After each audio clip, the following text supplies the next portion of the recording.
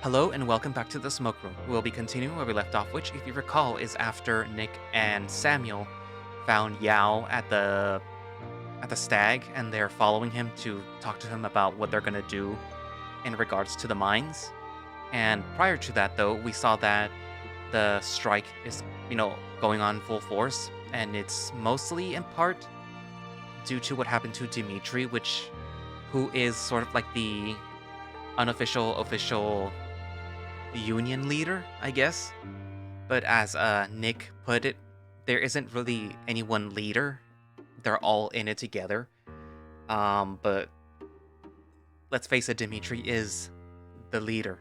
But yeah, anyways, let's see what Nik and Sam talk about with Yao.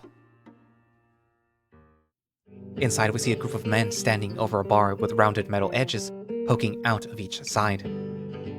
One takes a turn to crouch and the other lifts his knees, straining and grunting. As he lifts it past his head, the crowd standing in the overhead rafters hoots and hollers. The other man, a wild dog who follows suit, seems to make a lot of more noise.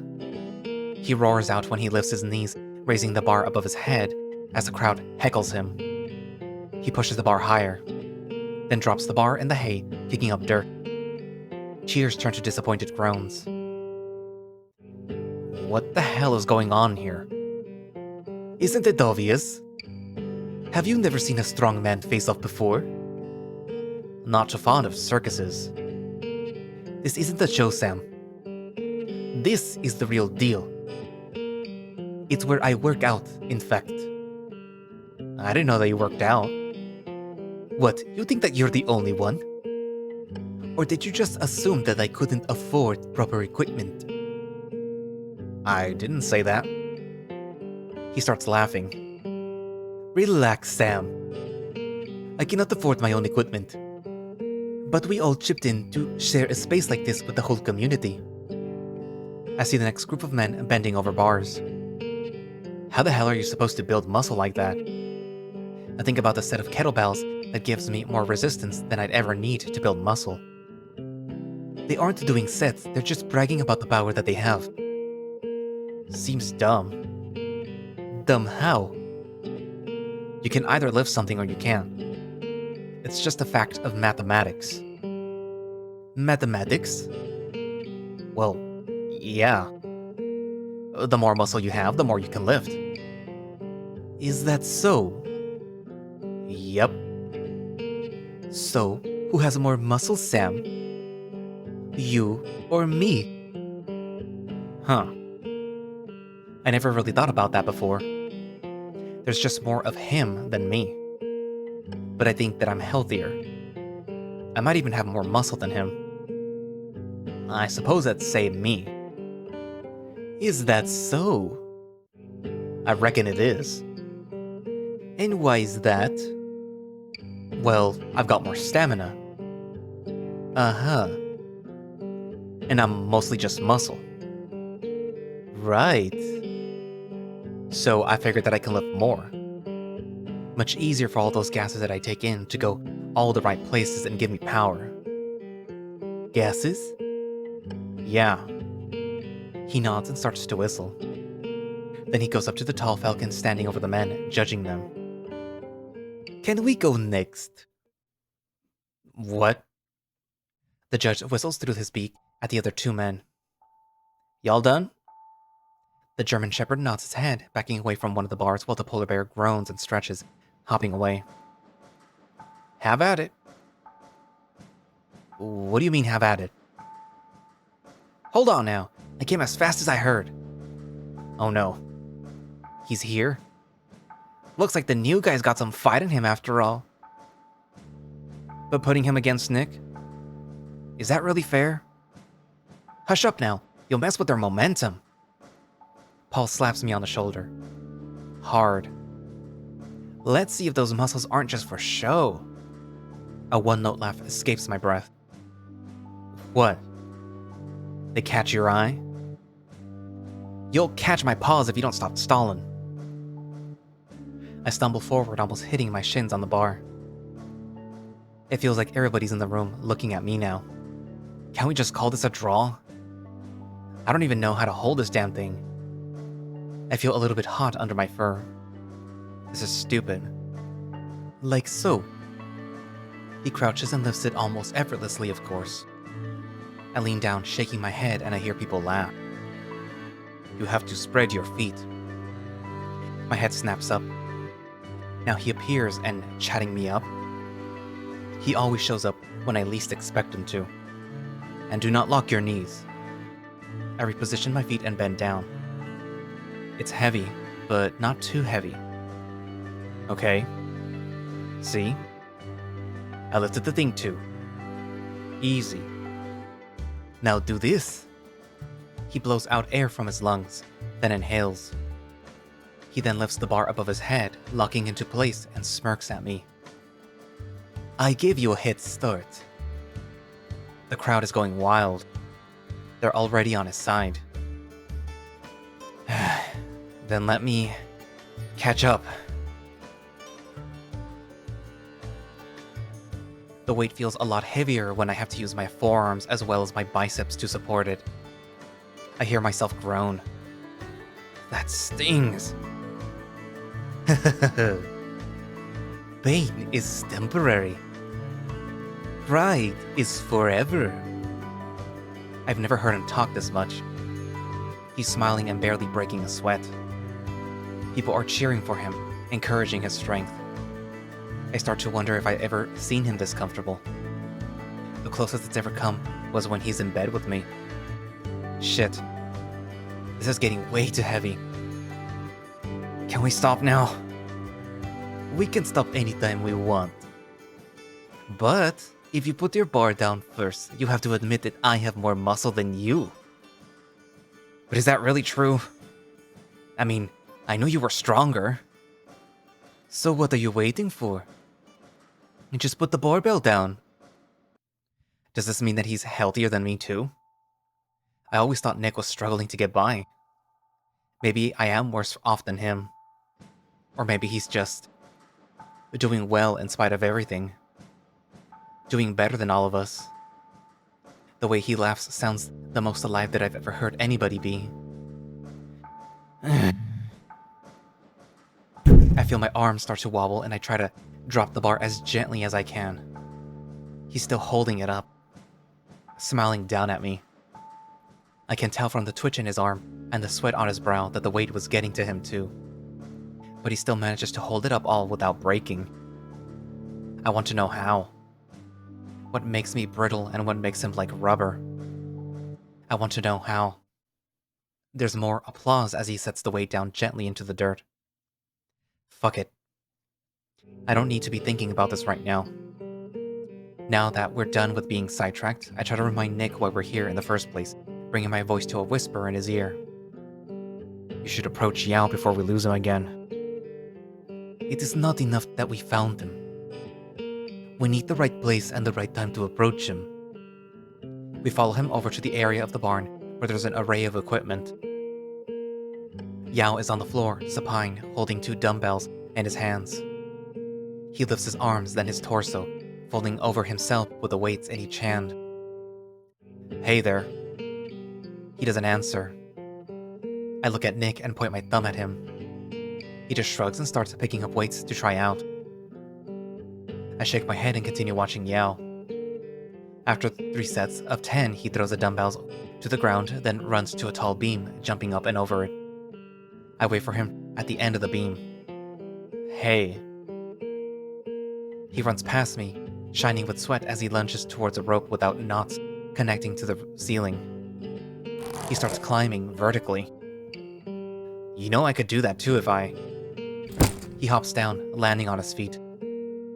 Then do it then. I'm sort of reserving my energy. He starts climbing without me. Is this really gonna be how it is? Okay. I see a bucket of chalk and dip my paws into it, rubbing them together, then I start to climb. I take the knotted rope, but he's still climbing faster than me. Once I'm at the top, I stop to take a breath. Right then. I start to climb down as I begin to speak. So I climb down too, feeling one of my whiskers twitch. Excellent form, Sam. You're starting to keep up with Yao. Nik, can you stop it? I hear myself hissing. Whoa! What's the matter? There's something that we're supposed to be doing, and you keep messing around. He sags a bit when he hears me say that. Oh. I apologize. I was enjoying myself. Can't we enjoy ourselves later? He frowns. Usually there isn't a later. There are personal chores to be done even on the Sabbath. After that, I am usually too tired to do much of anything. Right. I'm not used to the long, structured hours that he works. He barely sees daylight. Alright. Have I been acting foolish, Samuel? No. No. I mean, I get that you're excited and all. I just didn't want to call too much attention to ourselves considering what's ahead of us. You know? Of course. He takes me into a warm, damp embrace and pats me on the back. Sorry that I dropped you into the deep end. I don't exactly swim. Would you like to learn? We both flinch when we hear Yao paying attention to us again. It is not too terribly difficult. Me and water don't exactly mix. Perhaps. But some privacy away from everybody might do us good. What do you both say? We look at each other. Nik nods slowly. A dip will do us some good for sure. I don't really like the idea of mucking around in the muddy water where there might be mosquitoes and leeches. But I hang my head and nod too. We collect our clothing and potato sacks and start walking in the direction of the lake.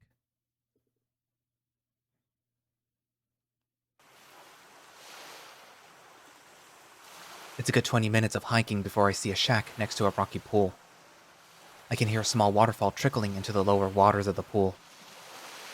Is this discreet enough for you yet, Yao? He slips out of his overalls and kicks them off messily before he jumps into the water, making a splash. The hell? What? Did you think that I was lying? I need to cool off. That's not why we're here, though. I hear another big splash behind me. Nik is in the water, resurfacing from the depths like a buoy floating on his back. Join us, Sam. Not until we talk about what we're doing going forward. Yao swims up, whiskers dripping with lake water, as he places his toned arms on the rock, kicking in place. What is there to discuss? We go back tomorrow night. Even with that thing down there? Tell me, Sam. Are you afraid to die? What? What kind of question is that? A simple one. That is a grim thing to ask somebody, Yao. He stopped kicking his feet and pulled himself out of the water, plucking a towel from out one of the potato sacks. Let's not lie to ourselves. There's always something somewhere, isn't there? As below, so above. Isn't that something that they say in your faith, Samuel? What the hell does he know about my faith exactly? I'm not in any rush to meet things above or below.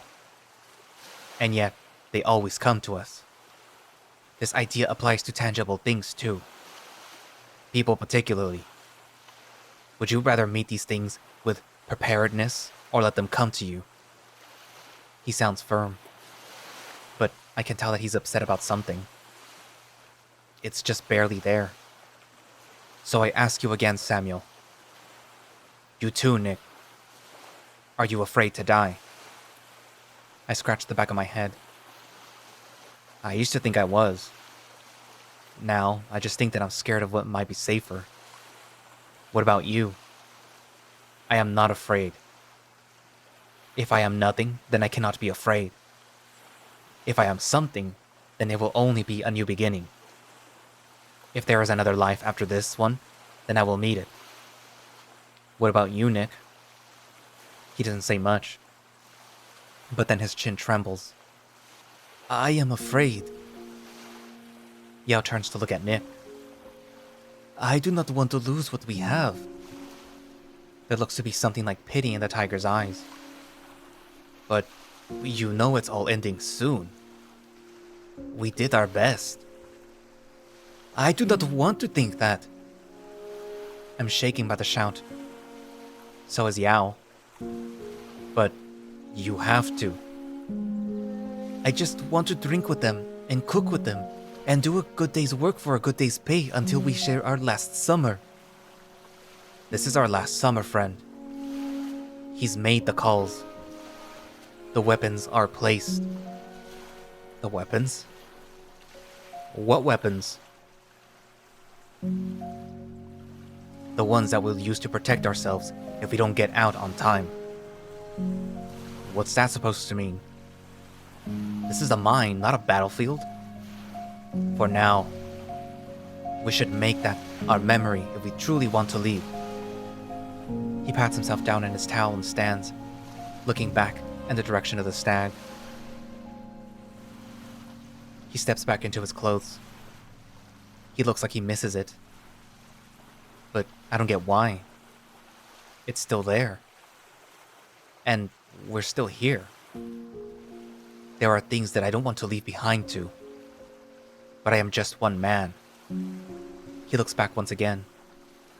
And I will choose to protect myself. We will get the gold tomorrow night, and then we will take the train out. Come with me, or do not. Then he walks away. Nik emerges, patting down his body as much as his eyes. Can you explain to me what that was all about? Everybody thinks that bloodshed is coming after what happened in Ludlow. They are preparing for war. War? I know things are bad, but are they really that bad? Yes, Sam. Things are that bad. But that's crazy. Look at the lives that y'all built in spite of everything. Today was exciting. I saw you have fun. He smiles at me weakly. There's been something on my mind, Sam. Did you know that, unlike my friends, war is something that I do not know? No. I never asked. Never felt it was appropriate to. Let me tell you something about Lakia. My parents told me that war would make its way into our lives eventually.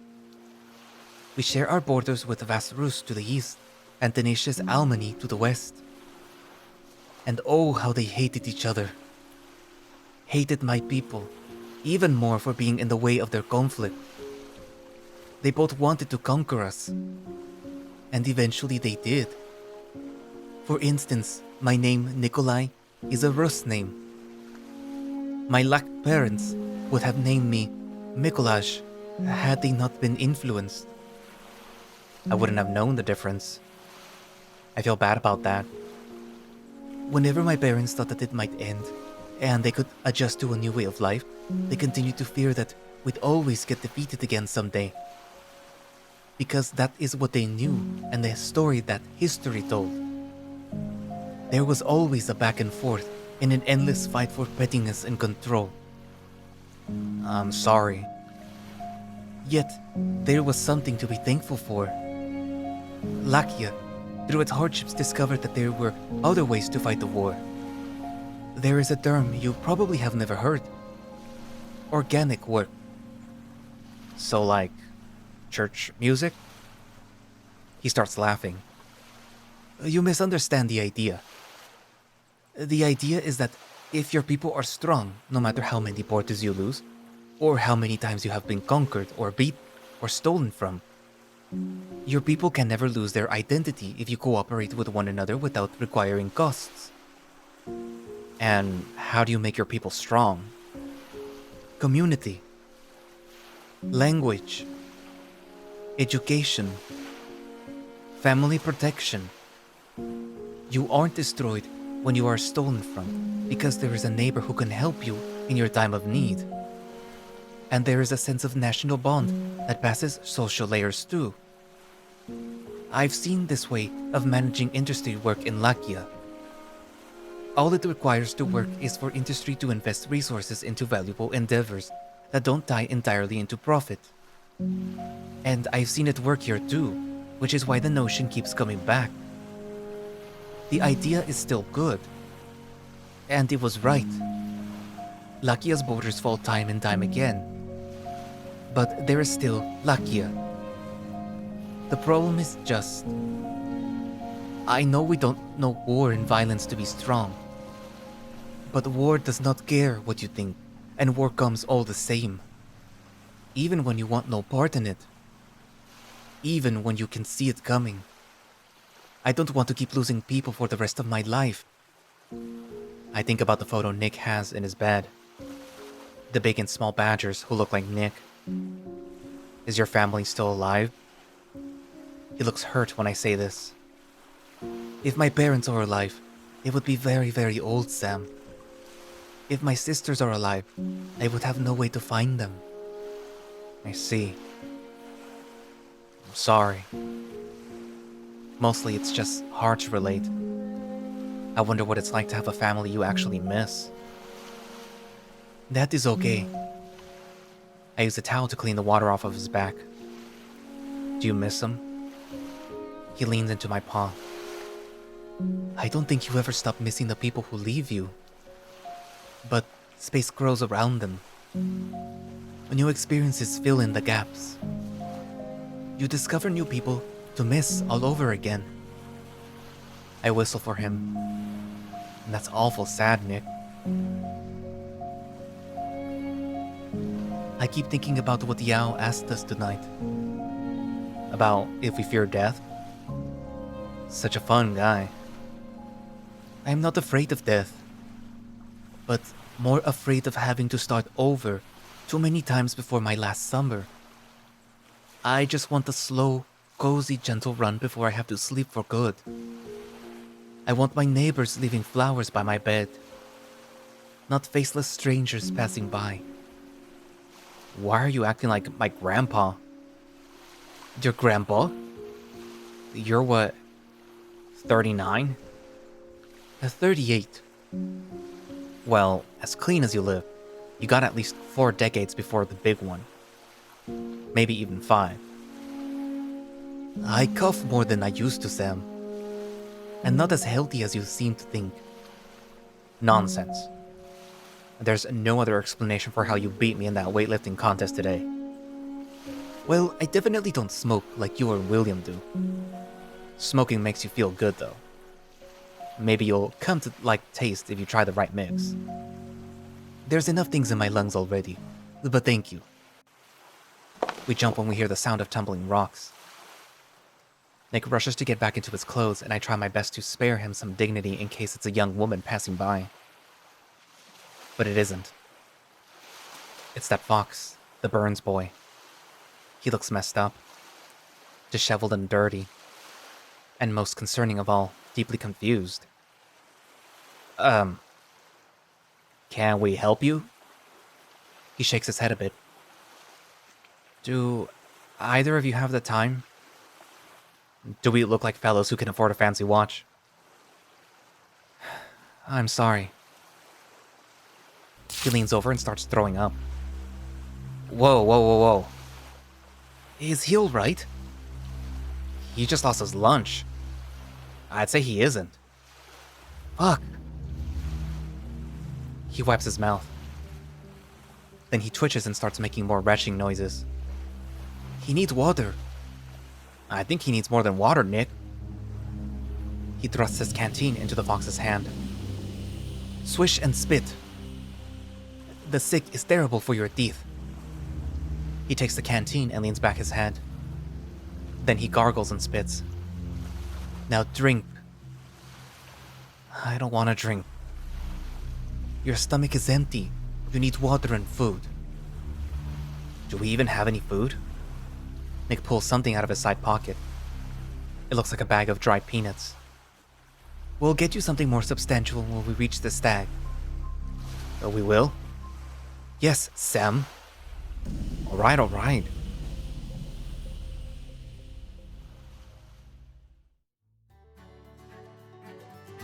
People give us weird looks as we come in, walking into the club with the red fox hanging around our shoulders. But we find a corner of the stag where there's some familiar faces. Paul, Dimitri, Felipe, and Yao. Chang too. Who's a string bean? I think about mentioning that he works with William, but considering the company, it might not be the best idea. He's a photographer. Looks green enough to be a string bean. We found him wandering by the pools. The fox's eyes flutter open and he tries to stand on his own. But he wobbles. I'm not that sick. That is something that only a sick person says. Hey. He looks at Chang. I know you. Yao's eyes narrow. Do you? Only professionally. He hisses something into the sable's ear. The sable hisses back. The fox blinks again. Strong stuff. Maybe a bit too strong. He laughs a bit, stumbling. Nik catches him and takes him to a rafter. I will return with food and water.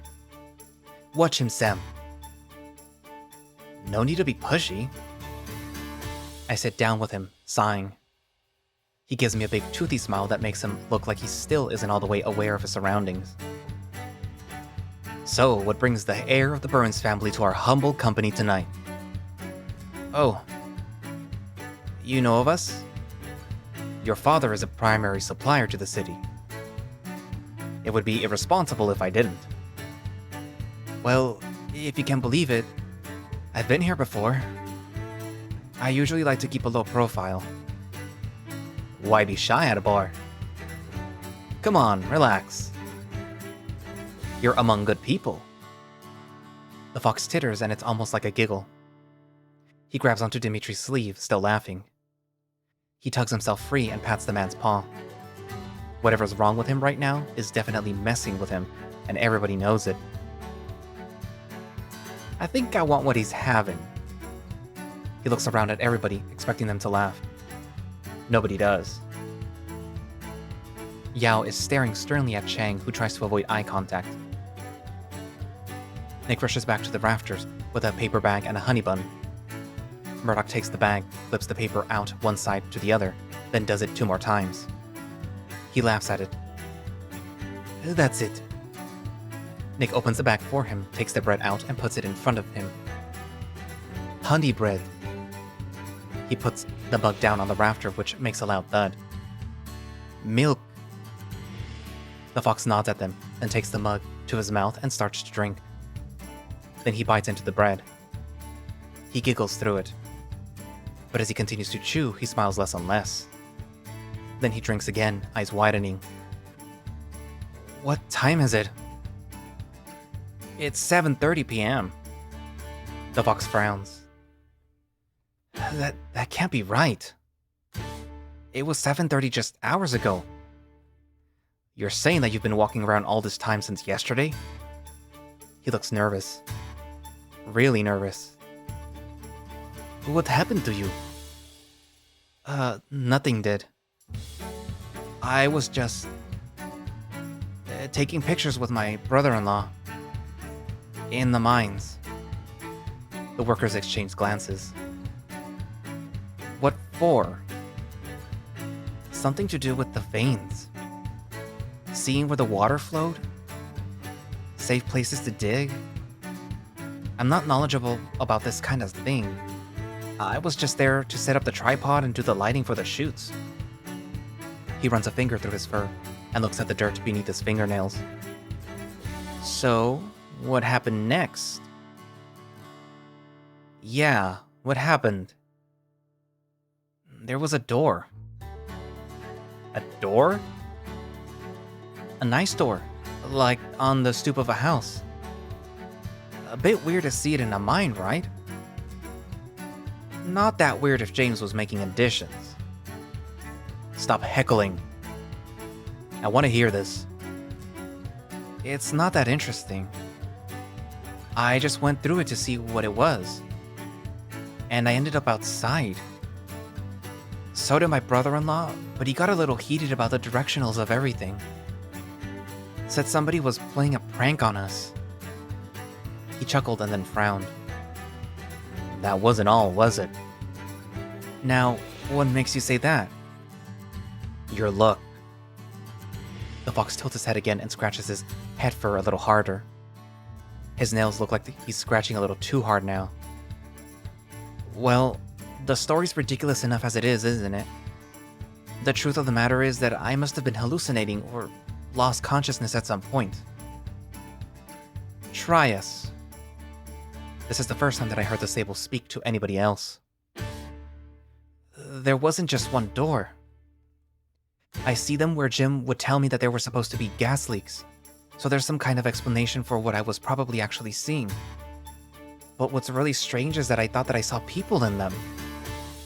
You mean, like, spooks? Don't joke like that. I don't mess around with spirits. Well, that's the thing. They didn't seem dead to me. They just look like, well, people.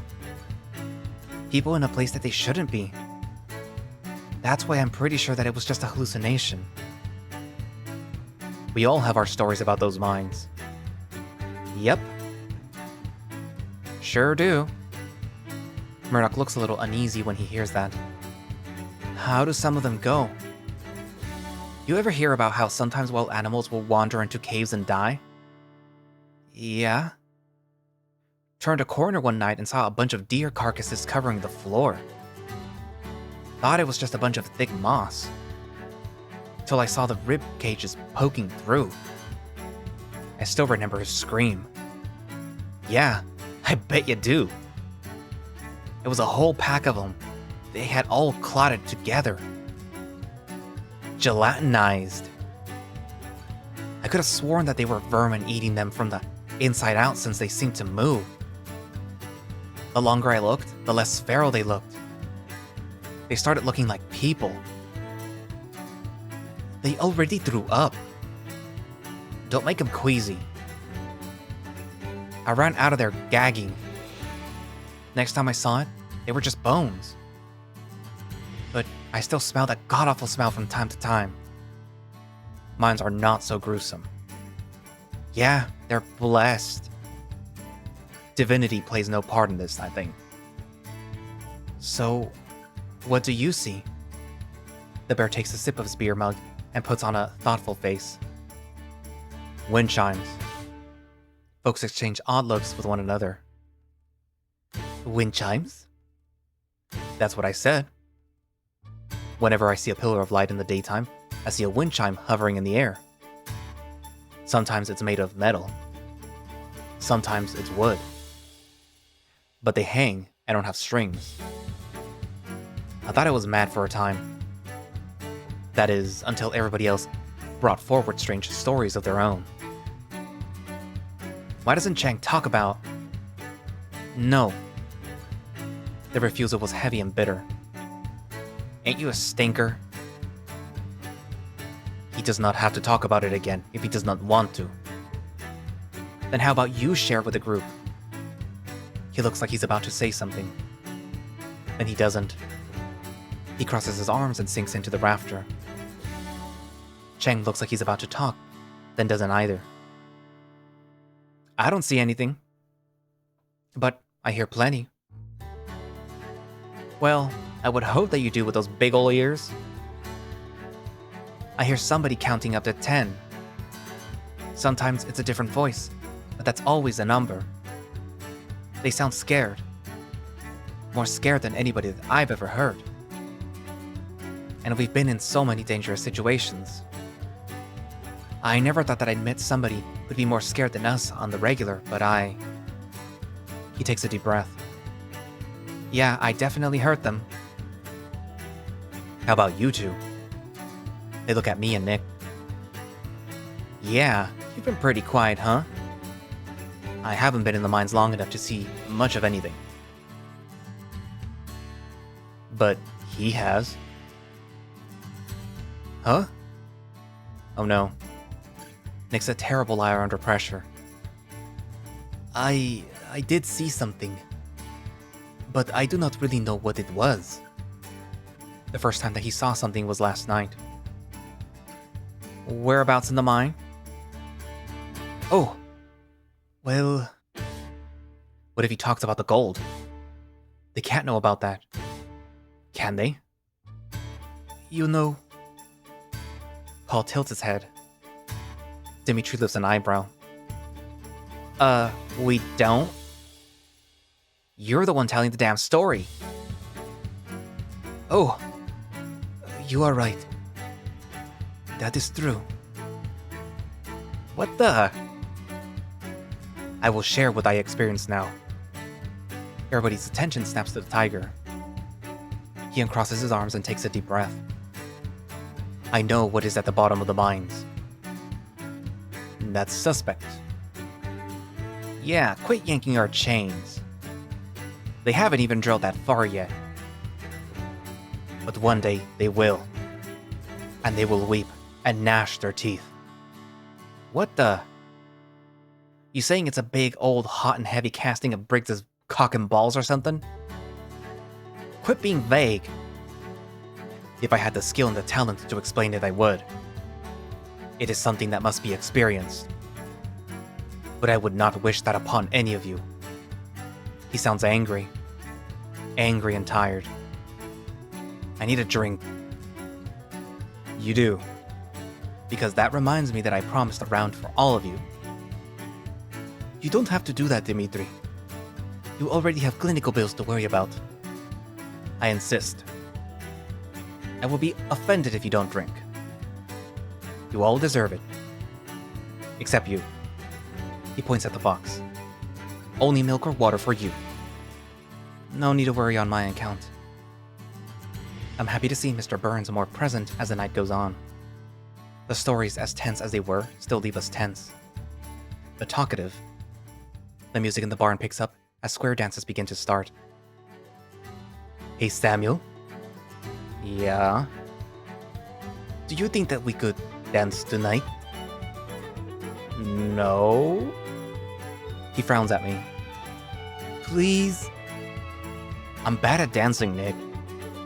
That's not true. I know you know how to move. I still don't like it. So, sorry for eavesdropping, but I heard this conversation. I feel much better talking, and after the solid food and the liquids, it got me thinking. I played here on occasion, and I know the guitarist. I could play something special for you to dance to. You could? I don't like when you think. Oh, please, Sam. Just this last time. He's sad that we might not ever come here again. He's guilting me. He's guilting me and it's working. Damn it. Okay. But you better not step on me. I won't. He looks nervous about the fact that he might break that promise. Let me see what I can do then.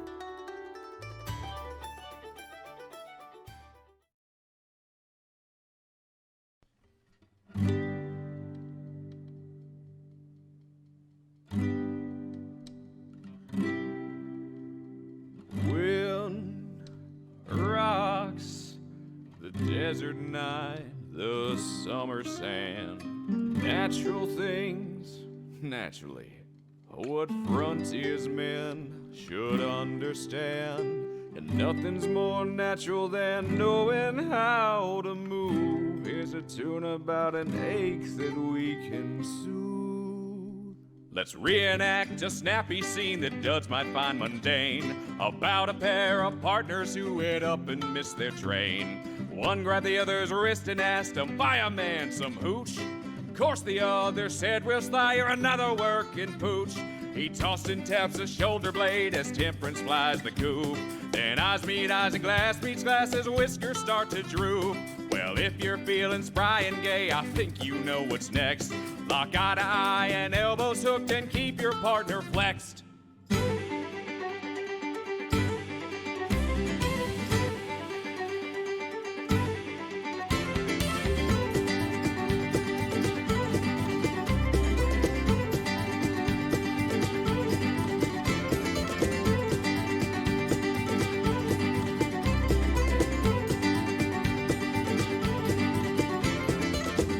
Wet your whistle, quench your thirst, though it be hard to see.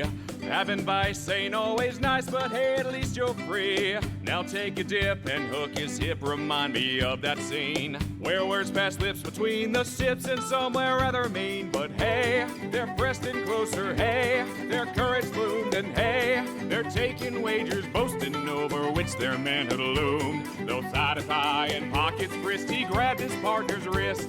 Got a different kind of drink for you, I simply must insist.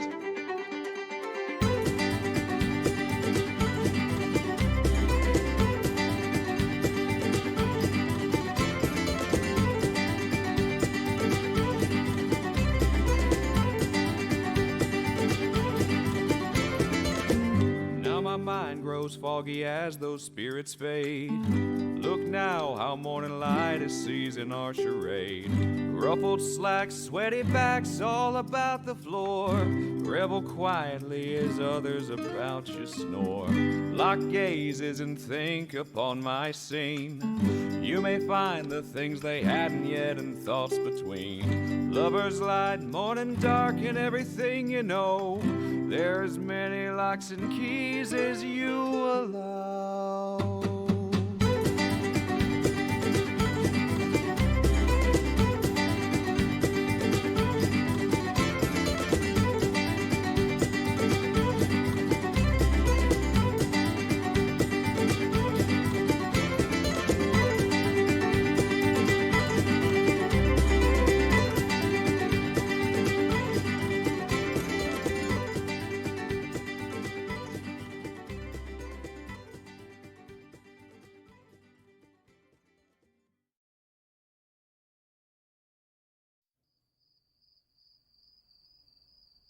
We're tired, dirty, dizzy.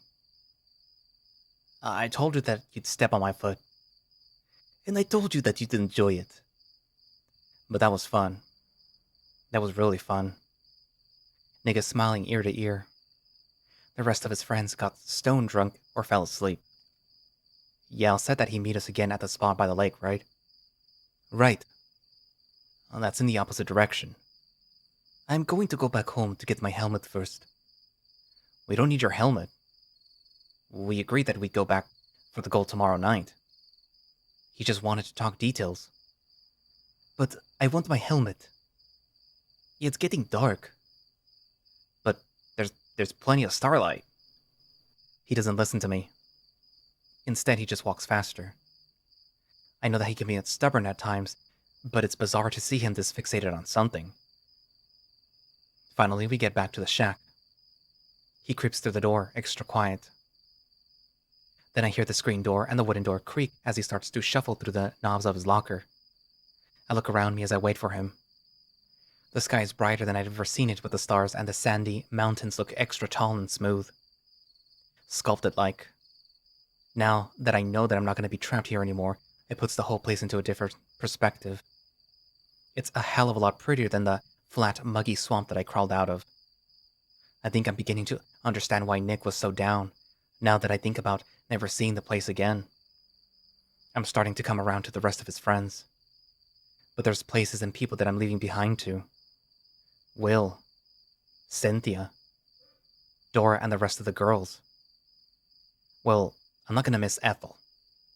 I'll just have to make new memories wherever it is that I end up. That's what life is like, ain't it? No. Huh? The inside of the shack is quiet. I'd expect to hear shuffling or scrambling or something. But I just hear nothing. I whisper yell at the door. Nik, are you alright? No. I wait for him to elaborate, but he doesn't.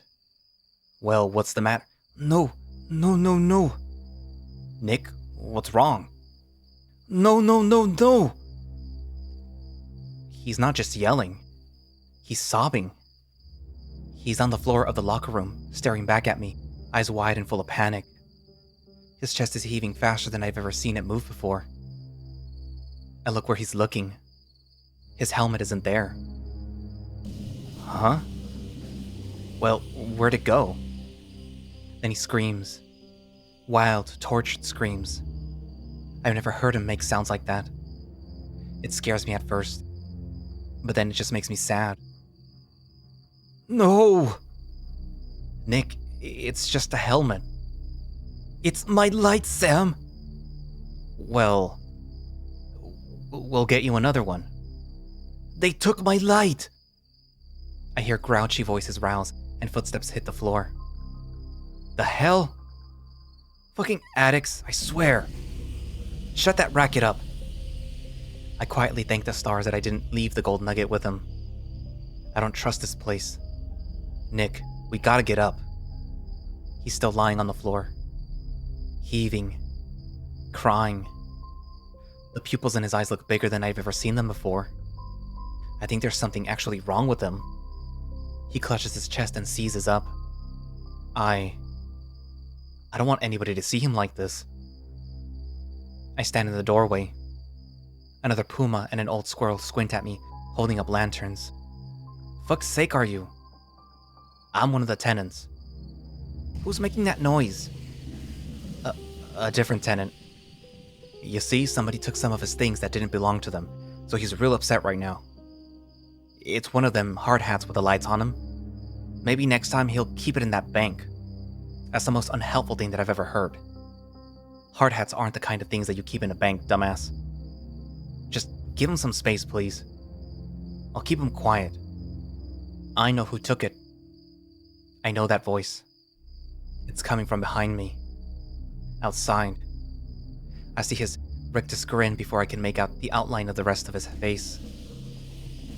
But I gotta warn ya, because this is gonna get real ugly. To be continued. So that was the end of the Nik route. Well, not Nik route, the Nik update. So, somebody has stolen Nik's helmet. It could probably be Beckett, maybe. Maybe he's trying to investigate something that was happening. But I'm not really sure who would be stealing his stuff. Perhaps it might be... or why he would be stealing his stuff, I mean. Perhaps it might be the owners like Mr. Hendricks or Briggs. Maybe they're trying to start something up with the workers.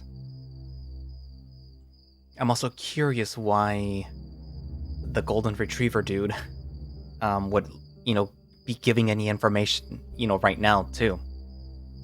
Unless that's what his job is supposed to be, to, sow discord and whatever. I'm not really sure who else would steal it though, or what the motive would be. But it is clear that it is important to Nik. Maybe he has nyctophobia, which is, I believe, the fear of the dark. It might be another word. But yeah, he might be afraid of the dark. Or specifically, he might be afraid of the night, or just darkness in general. I don't know. Because he seems really fixated on having that hat in the dark. But I guess we'll have to find out later, like 4 months from now, when his route gets updated again.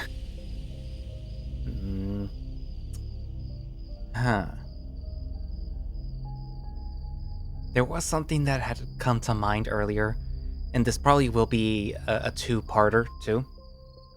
But there was something that came to mind that reminded me of something else, but I forget what it was.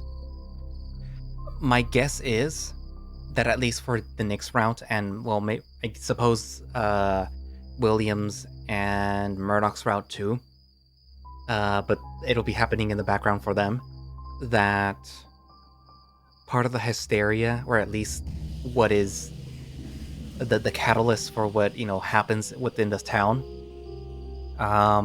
would be that the bosses attack the workers, like what happened in Ludlow. So perhaps that is what happens in this version of the story, because in Echo it's mentioned that somebody is hanged, and then that it just sort of stops. Like, people do go crazy during Sam's time, but it's not really talked about that much. It's just that it ends with a hanging. So I'm wondering what happens or who takes the fall. It's obviously not going to be Mr. Hendricks. I don't really know who else they would pin it on. I'm also of the mind to think that perhaps Yao, Sam, and Nik don't make it to the mines tomorrow, well, especially because of what's happening right now, and they are not able to leave, which means that they're stuck when, the whole thing is happening. And given that Sam is one of the probably only people confirmed to survive, well, no, he's one of the people that are confirmed to survive. Because I know Cliff lives on, and he's one of Duke's ancestors. But that's about it. I don't know anything about Murdoch's existing beyond this story. I know William's son is related to what's Janice, from Echo. Who else? Well, there's obviously Mr. Hendricks and Carl Hendricks. Well, I don't know. We'll have to see, when the story ends. Technically, I believe that it's already at the halfway point, which means that there's still a lot more to go. Anyways, what else? Yeah, I guess that's it.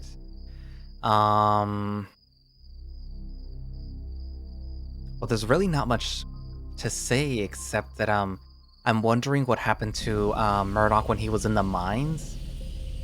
What they saw or what it was in relation to. We know that the spider monster, that's where the gold is seen in two different routes, which is Murdoch's route, when he's seen by the girl, and in this route when he's seen by both Sam, Nik, and Yao. So that might be one of the constants, but there's other things there. Especially if you read some of the other stories, like, for example, Arches, we know that there is something within the forest of Echo, or at least the forest within Echo. Yeah. We know that drugs also cause you to hallucinate, but it also causes what you're seeing or experiencing to become more vivid or more real, I guess. Well, yeah, that's what vivid means. But I mean that you are able to experience it better, that it all becomes a bit more real to you. For example, again, reaching for another story, with Arches, what happens to one of the main characters, it gets worsened by the inclusion of drugs. And in Murdoch's route, the inclusion of drugs causes them to be able to experience things more. And right now, again, Murdoch came into contact with gas or something that caused him to hallucinate. Well, him and Jim, and they saw doors for some reason. Anyways, but yeah, write down in the comments what you think happened or is happening right now. And thank you all for watching / listening. If you would like to play the Smoke Room yourself, you can find it over on itch, and you can find a direct link to it from the Echo Project Twitter page, which will be linked down in the description, along with the Patreon, in case you want to support the whole of Echo Project, which is not just, the Smoke Room, it's also all the other stories like Glory Hounds and A Road to Play. There might be another story, or there might not be, depends. Because, Kamiya is gonna be back, which is something to look forward to. Hopefully it's out by the time you read this, because this is technically Patreon content that I'm talking about. But yeah, so there's a lot of stuff to look forward to. But I'm pretty sure that by the time this comes out, Arches will be out as a public. The final build of Arches will be out as public, unless they're gonna try to update some of the UI. But we'll have to see. That's something that I'm looking forward to, and not at the same time, because I'm gonna cry. Anyways, I already know I read it. Like, everybody that's read it cries. So yeah. If you haven't read it, then, I have my videos, but I'm probably gonna redo those too. So if you haven't read Arches, or you haven't seen the Arches videos, then maybe hold off until I release the last one, and even then, just kind of wait, because I might redo. I think it's the second and the third video, because when I was looking back to them, I noticed that some of the sound was like really weird. So I kind of want to redo those. Thankfully, I don't have to have Bear record his lines. I just, reuse them. I'll just redo my stuff and then just fix the audio. But yeah, anyway, so yeah, I guess that's it for now, and I will see you guys in the next videos. Bye-bye.